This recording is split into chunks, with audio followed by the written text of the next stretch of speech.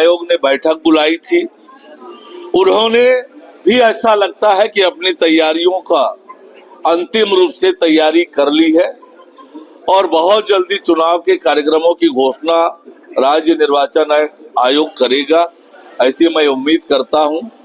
सरकार चुनाव कराने के लिए प्रतिबद्ध है, समय पर चुनाव कराने के लिए प्रतिबद्ध है। सरकार ने अपनी पूरी तैयारी कर दी है। सरकार के हिस्से का जितना काम है वो हमने कर दिया है। हमारे दृष्टि से जो अंतिम काम था राज्य सरकार के जुम्मे, वो पदों का आरक्षण करके राज्य निर्वाचन आयोग को उसकी सूची भेजना, वो कर दिया है। अब राज्य निर्वाचन आयोग ने अपनी बैठक करके तैयारी कर ली है, तो मुझे लगता है कि बहुत जल्दी अब चुनाव के कार्यक्रमों की घोषणा राज्य निर्वाचन आयोग कर सकेगा। सरकार ने नीतिगत रूप से ये निर्णय किया था कि पंचायत और नगरीय निकाय के चुनाव हम एक साथ करेंगे। जब अलग अलग करते थे तो लगभग 80 दिन आचार संहिता लगी होती थी, सारा काम प्रभावित होता था। हमारे अधिकारी कर्मचारी सारे लोग 80 दिन तक लगातार चुनाव के कामों में व्यस्त होते थे। जनता का जरूरत की दैनिक काम प्रभावित होते थे। श्रम और संसाधन का भी अपव्यय होता था और इसलिए हमने तय किया कि एक साथ चुनाव कराएंगे और मुझे लगता है कि 35 से 40 दिन में दोनों चुनाव संपन्न हो जाएंगे, तो एक बड़ी बचत श्रम और संसाधनों की होने वाली है। तो चुनाव एक साथ होंगे। नगरीय निकाय चुनाव को ईवीएम से कराने की तैयारी करी, क्या पूरी तरह तैयारी हो चुकी? मुझे लगता है कि राज्य निर्वाचन आयोग पूरी तरह से इसके लिए तैयारी कर ली है और नगरीय निकाय के चुनाव ईवीएम से ही होंगे।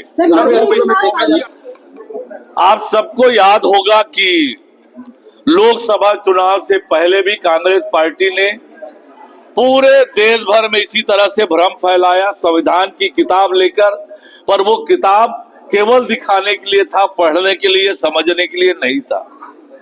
राज्य में हमने जो आरक्षण किया है वो माननीय सर्वोच्च न्यायालय के निर्णय के अनुरूप किया है। देश के अनेक राज्यों में इसी पद्धति से अन्य पिछड़ा वर्ग को आरक्षण दिया गया है, चाहे वो मध्य प्रदेश हो, बिहार हो, उड़ीसा हो, ऐसे अनेक राज्यों में। और उन राज्यों में जो कुछ हुआ है उसका अध्ययन भी हमने किया है। उन राज्यों को अध्ययन करने के बाद अधिकतम लाभ अन्य पिछड़ा वर्ग को हो, ये हमने सुनिश्चित किया है।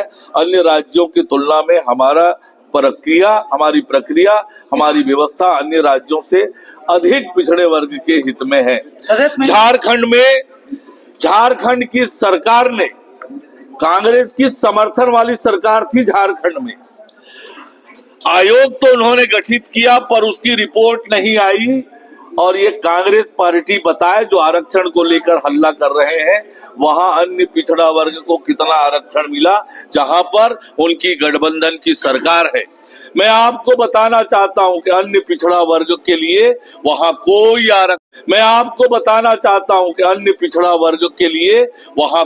आरक्षण नहीं हुआ। आरक्षण शून्य झारखंड में हुआ अन्य पिछड़ा वर्ग के लिए, जहां पर कांग्रेस की समर्थन वाली सरकार है।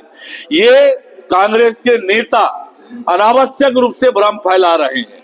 आज ये मुद्दा विहीन है, आज इनके पास कोई मुद्दे नहीं है और इसलिए जनता के बीच भ्रम फैला रहे हैं।